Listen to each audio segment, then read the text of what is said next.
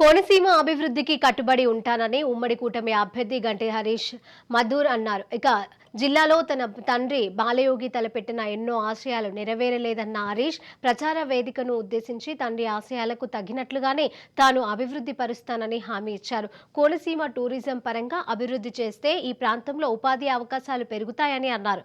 గెలిపే లక్ష్యంగా గోదావరి కోతకు లంక భూములు గురికాకుండా చర్యలు చేపడతామని హరీష్ తెలిపారు. ఆయన చాలా ఆశయాలు ఆయన నెరవేరకుండా ఉంటుంది. ఆయన ఆనాడే అనుకున్నారు ఇక్కడ దీన్ని.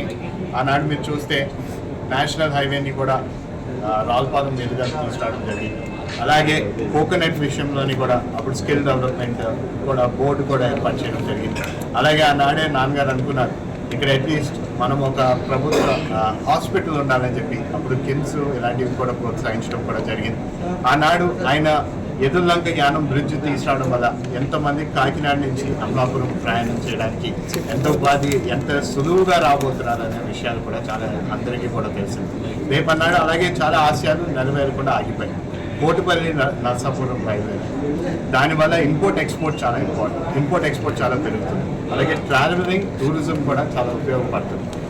ఈ రైల్వే లైన్ గురించి అలాగే మేము అనుకున్న రివెట్మెంట్ ప్రాసెస్ చాలా వరకు చాలా చోట్ల ఆగిపోవడం వల్ల వరద ప్రభావం వల్ల చాలా ఎకరాల ల్యాండ్ కూడా సముద్రంలో కలిసిపోతుంది.